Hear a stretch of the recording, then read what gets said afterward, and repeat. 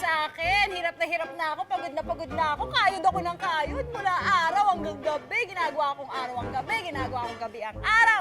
Kahit madaling araw nga, ginagawa kong mahirap na araw eh. Lord, please naman, have mercy. Hoy, ba't mo ako pinapamigay? Ha? What you say? Sabi mo kasi have mercy, loka. Mercy, ibig sabihin nun, awa. Humihingi ako ng awa sa Diyos. Hindi naman mercy na short for Mercedes. Ikaw talaga, oh. Alam mo, ikaw, nagagawa mo pang biro talaga yung mga problema mo eh, no? Eh kasi naman, ate, pag hindi ko dinaan sa biro tong buhay ko, naku, baka mabaliw ako. Tingnan mo na lang, una muna, maglalaba muna ako sa kapitbahay. Tapos nun, maglalako kami ng yosi at saka ng candy, tapos mangangalakal pa kami. Tapos, nililinis pa ako ng CR na Mrs. Paclimiban. At eto ako ngayon, no? Washing the dirty cars of the Philippines. Diyos ko, pati ba naman CR ng ibang tao, ginagawa mo pa? Uy, huwag mo nga ismulin yun. 100 pesos per CR din ang singil ko, no? Eh, ikaw, ate, baka gusto mong palinis sa akin ng CR. Gaga, Diyos ko, kung may 100 pa ako, sa tingin mo, magtatrabaho pa ako dito? Ano ka? Oo nga naman. Kita mo nga, dito palang hirap na tayo. Anak, Sige. ha? Linis? Linis?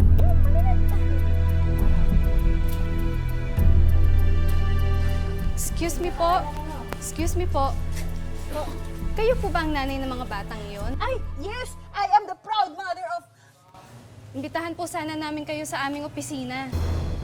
Teka, bakit niyo po kinukuha yung mga anak ko? Taga DSWD. Alam ko kung taga saan kayo, pero wag niyo kunin yung mga anak ko, wala kayong karapatan! Bitawan niyo! Bitawan niyo yung mga anak ko! Sila, dali. Kunin mo na. Bitawan niyo sinabi! Dali na kayo.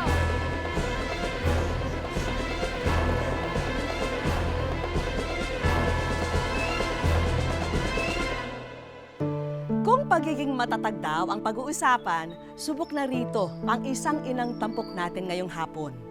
Tila kinalyo na raw ang kanyang puso, kaya sa halip na magbugmok, hinarap niya ang bawat hamong ibinabato sa kanya ng kapalaran.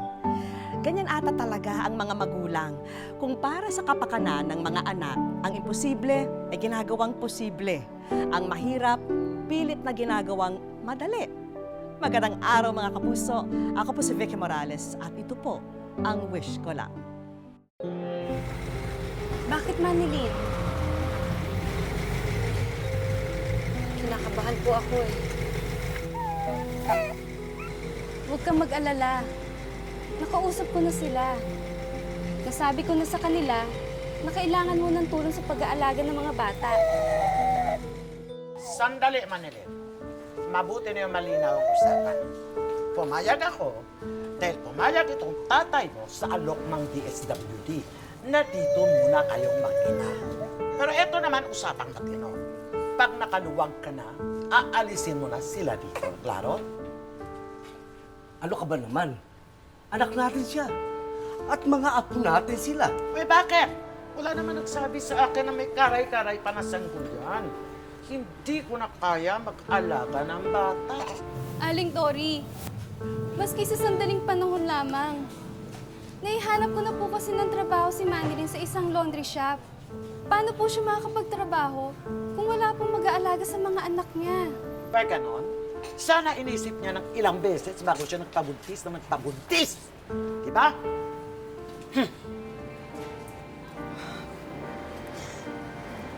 Di bali na lang ho. Babalik na lang po kami ng mga bata sa Maynila. Kaya naman. Manilin, hindi pwede yan. Kukunin ng ampunan ng mga anak mo. Siya. Marami pa akong gagawin. Iwan na yan kung iwan to. Sige na. Sige po kahit sila Michael at Egg na lang po yung iiwan ko. Ako na lang kung bahala dito kay Nina. Pwede ba? Tama ng drama. Marami pa akong gagawin. Kung iwan. Kung alis.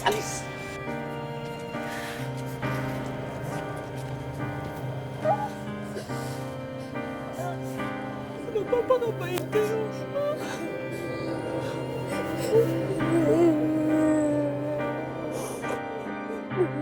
Labag man sa kanyang kalooban, napilitan si Manilyn na pansamantalang iwan sina Michael at Egg sa kanyang mga magulang. Dito ka muna, anak, ha? Sandali lang, magtatrabaho lang si Mama. Sandali lang.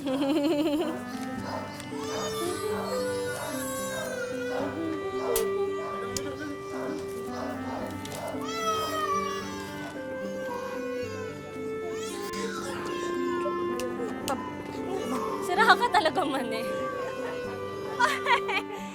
I am just trying to be happy, kahit na may mga problema. Diyos ko, Manilyn, si Nina nangingitim na! Nina? Nina? Nina, ano? Ah, Ricardo!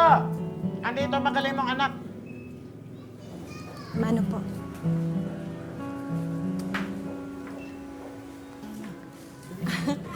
Mga anak! Oh, ayan ang nanay.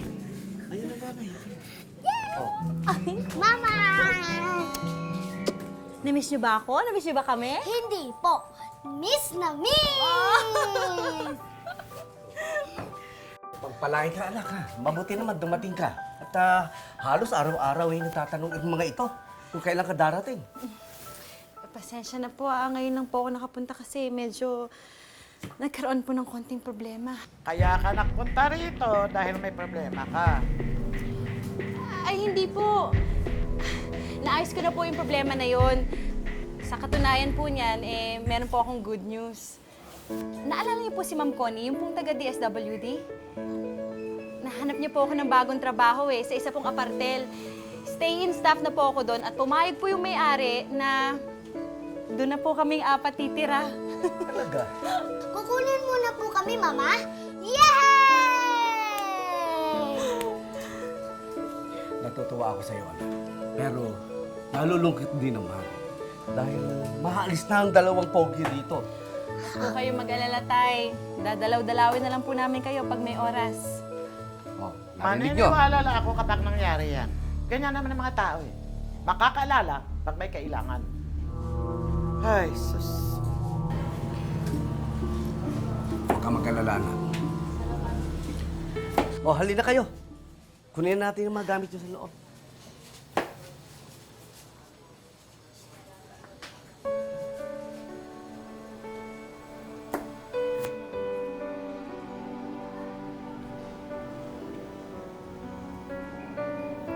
Nay, Oh, matanong ko lang ho sana.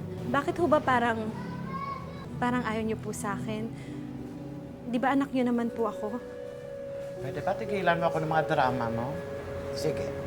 Ako, hindi ko pinangarap na magkaanak. Pero yung tatay mo, yan ang mapilit. Kaya hirap-hirap kami sa buhay. Saka ikaw, tingnan mo sarili mo. Wala ka mga anak, hindi ka maghihirap ng ganyan. Baka maginhawa ka na ngayon sa buhay mo. Alam mo, Nay, hindi naman ho ako nagsisisi na may mga anak ako Kasi sa totoo lang, sila ho yung nagbibigay ng buhay sa akin. Sila ho yung dahilan kung bakit ako nabubuhay. Ano ibig mong sabihin? Kung maginhawa po yung buhay ko, pero wala sila sa tabi ko, siguro hindi po ako tatagal. Di bali na ho na mahirap kami, pero basta magkakasama kami, okay lang. Kaya nga, ano nga ang ibig mong sabihin? Na mas mabuting tao ka kaysa sa akin? Na mas magaling ka, ganon? Ha? Hindi po. Hindi po yun ang ibig ko sabihin. Ang sinasabi ko lang ho, mas masarap ho kung may minamahal kayong iba. Lalo na kung minamahal ka din nila.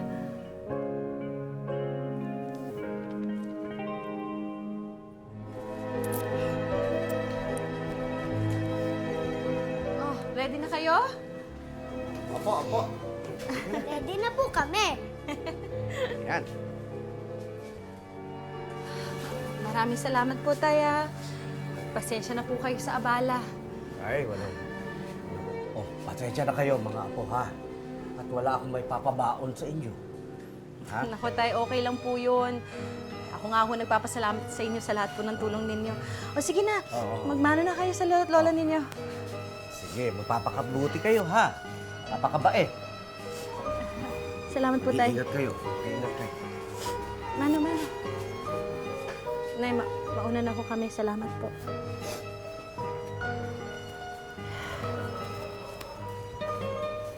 Sige na.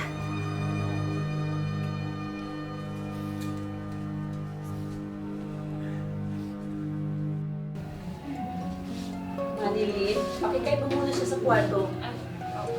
Ako muna bahala sa bibi mo.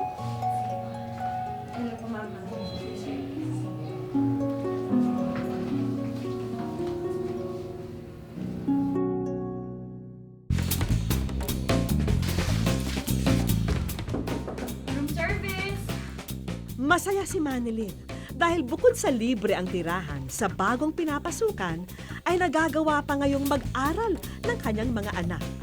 Ngunit mabigat na gawain naman ang kapalit ng magandang kapalaran nito.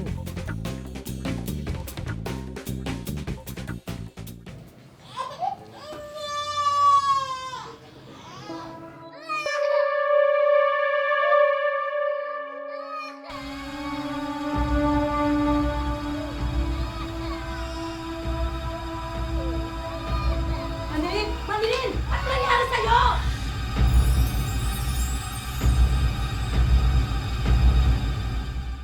Wish ko lang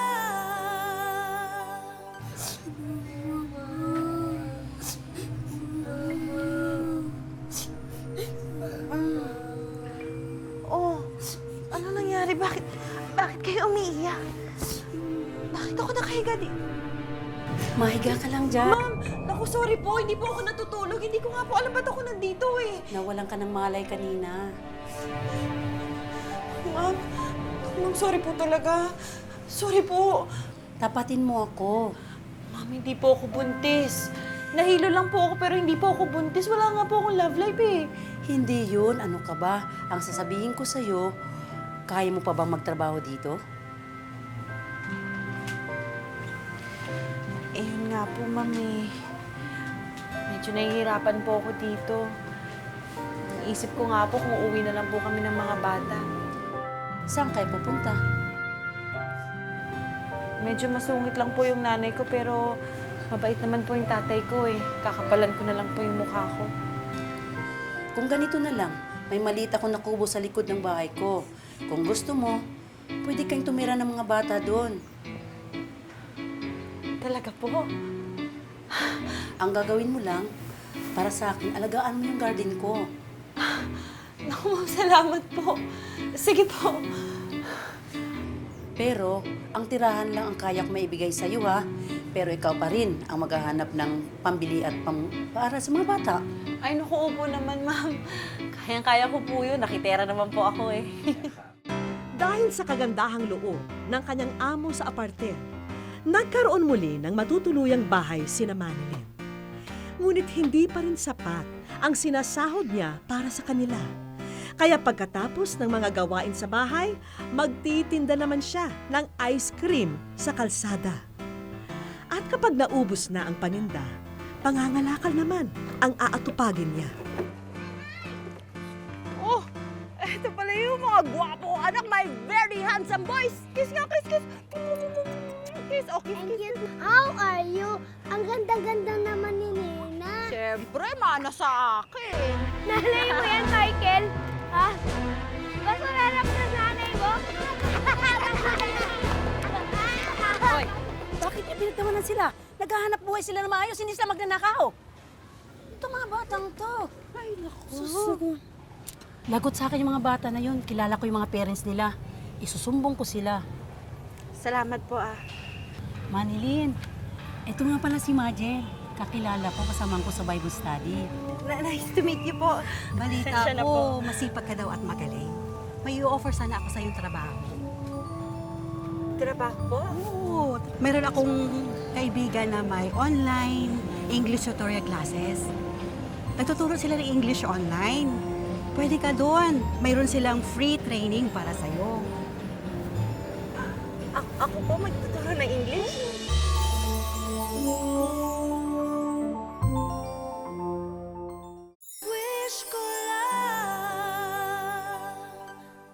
Walang ibang hinangad si Manilyn kundi ang mapanatiling buo silang mag-iina.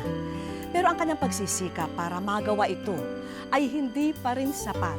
Kulang pa rin ang kinikita niya. Ngunit tila sisilip ang pag-asa. Isang pagkakataon ang bubungad sa kanya. Okay, sir. Sige po. Please come inside. Ay, ma'am, dito po ba yung training para sa English tutorial? Dito nga. Mag-a-apply ka ba? Yes, ma'am. Ikaw yung nirefer ni Majel. Tama ba? Naku, I'm Chrissy, the supervisor here. O sige, welcome to the class. Ay, ma'am, question po. Okay lang po ba kung kasama ko yung anak ko? Ay, naku, miss. Bawal kasi yung mga bata sa class. Sige po, salamat na lang po. Wait, miss. Wala ba talagang mag-aalaga sa anak mo? Sige, pero bawal talaga ha. Just make sure na hindi yan makakagulo sa klase. Okay ba? Ay, opo, promise po. Salamat po. What about you? You got it?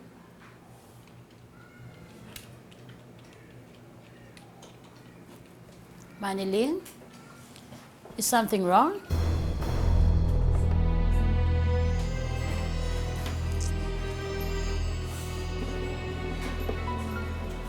Dyslexia? Dyslexic ka? Yun ho yung sabi ng doktor nung bata pa ako. Akala ko nga ako nawala na pero hindi pa ho pala. Pasensya na po. Reading disorder and dyslexia ha, may problema sa parte ng utak mo na hindi masyadong nakikita yung mga letters o hindi niya masyadong nababasa. Sige po, uwi na lang po kami. Salamat na lang po ah. Oh, aalis ka. Kasi nga ho, may dyslexia ako eh. Paano naman ho ako makakapagturo kung... Manilyn, oo nga, may dyslexia ka, pero hindi ibig sabihin nun, hindi ka pwedeng magturo. Bukod dun sa mga gandang sinasabi ni Majel, ha, nakikita ko naman sa'yo na masipag ka at matalino ka, Manilyn. We will work around this. No matter what, magiging English tutor ka. Naku, maraming salamat po. Maraming salamat po talaga. This is what we've been working for, Manilyn. Hindi ko po ito madadating kung hindi po dahil sa inyo, ma'am. At saka sa inyo. Maraming salamat. It's my pleasure, Manilyn. Ready? Ready. Aja! Ay, oo nga pala. Vivian. Okay, good luck!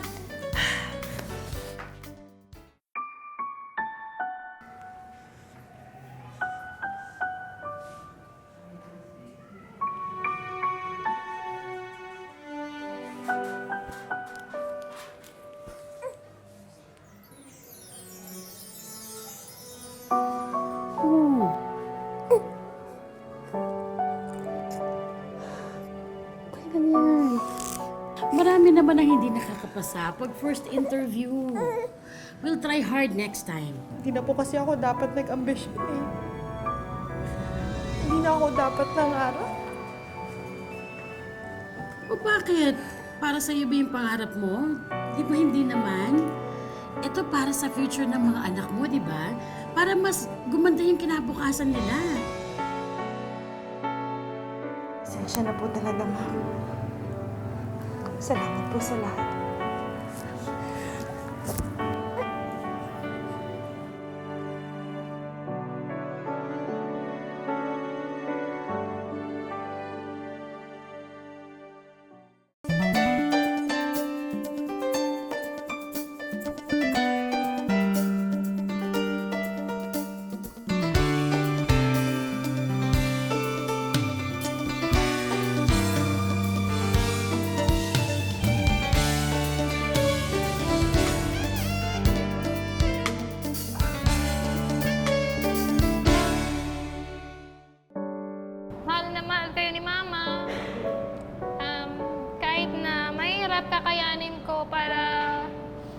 maibigay ko yung mga pangangailangan nyo. Tsaka kaya natin to. Lagi ko sinasabi sa inyo, wala man kayong tatay, pamilya tayo, buo tayo.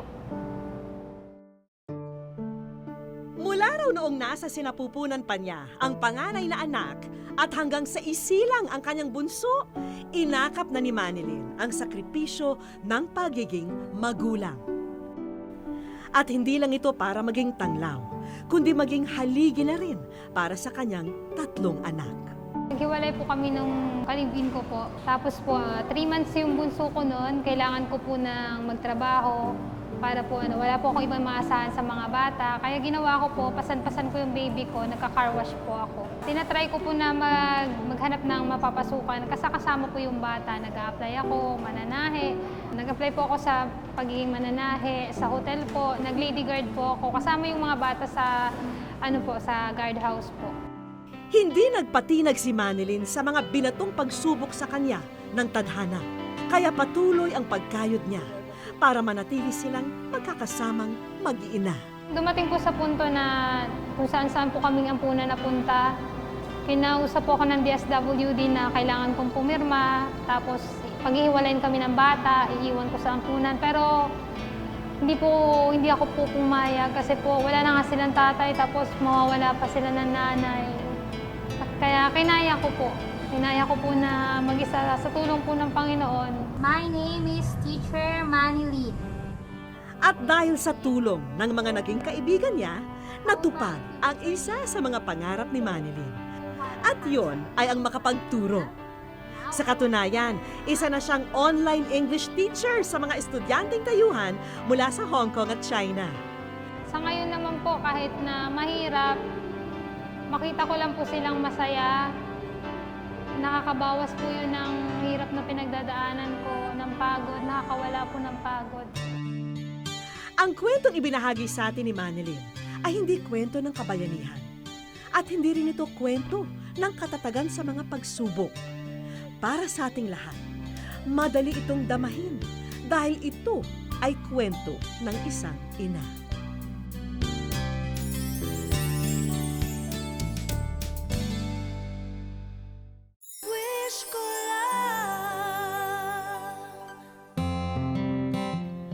Nung hapong din yun, ibinalita namin kay Manilyn na may isang estudyanteng banyaga na nais kunin ang serbisyo niya bilang English teacher. Ang kondisyon, nais munang malaman ng kliyente kung kaya niyang isalin ang ilang salitang Tagalog sa Ingles. Nako, may pagka-misteryosa ata itong estudyante dahil may suot pang face mask. Ayan na Manilyn, at meron pa siyang inihandang flashcards ha. Ready na rin sana ang ating bida. Now that is giggle. When you are so surprised with something that is, in Filipino, it's a language giggle. Tampo. At hindi mo nabigo ang iyong estudyante. Tama lang na ikaw naman ang bibigyan namin ng magandang balita. Ikaw ay nasa...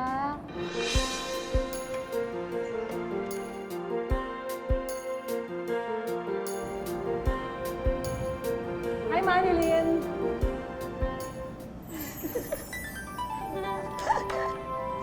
Ikaw ay Thank you po. Thank you po. Sorry po yung iba po, mali. Akala ko po Korean, baka hindi po masatisfy. Sorry po. Magkahalong pagkamangha at tuwa ang nadama ni Manilyn sa aming unang pagkikita. Napili mo ngayon? Masaya po. Para po sa mga anak ko to. Para po sa mga anak ko to. Gano'n mo kamahal ang mga anak mo? Sobra po. Labis mo kaming pinahanga, Manilyn. Kahit kulang tayo, lagi ko sinasabi sa inyo na pamilya tayo. Si God ang papa nyo at hanggat kaya ni Mama, kakayanin ko. Hanggat kaya ng katawan ko, bibigay ko. Mabuti pa'y sumama ka muna para makita mo kung saan nakapwesto yung kausap mo kanina. Naroon din kasi ang una naming sorpresa para sa'yo. Ang mga malalapit na tao na humanga sa iyong kasipagan at kabutihan, eto at nag-alay ng mensahe para sa'yo. Isa lang masasabi ko kay Manilyn. Isa siyang super mom. Si ma'am. From basurero, car wash girl, tindera, and then ngayon, isa na siyang online ESL teacher. Malaki rin daw ang utang na loob ni Manilyn sa kanila. Sila raw kasi ang kanyang naging sandala noon. Merry Christmas, Ate Man. I wish maging masaya po ang Christmas nyo and gagamitin ko na rin po ito para magpasalamat sa inyo. Marami po kasi ako natutunan sa inyo as a person, sa personality nyo at sa pagiging single mom nyo. Thankful po ako kahit sa short time na magkasama tayo, naging close tayo at di ko po makakalimutan lahat ng enjoyable moments natin. Ang sarap naman nun. Ano sa karamdaman makarinig ng mga ganito? Ano po, nakakatuwa po na ano po nila ako, na-appreciate.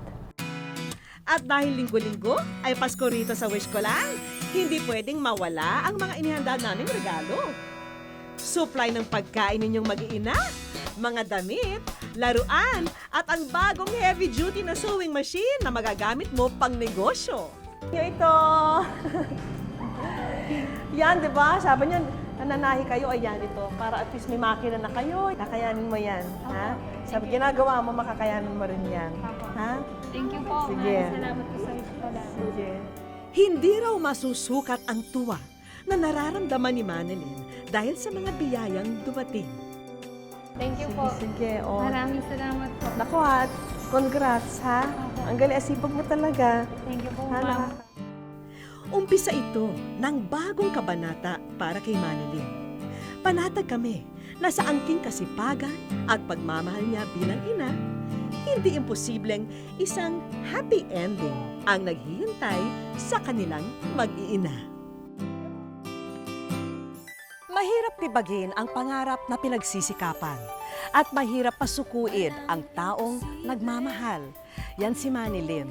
Naway sa kanyang pagbuklat ng bagong kabanata sa kanyang buhay, masuklian naman ang lahat ng kanyang sakripisyo at mapawi ang inalay niyang dugo at pawis para sa kanyang mga anak. Happy New Year po mga kapuso! Ako po muli si Vicky Morales at ito po ang Wish Ko Lang. At sa Diyos ipalala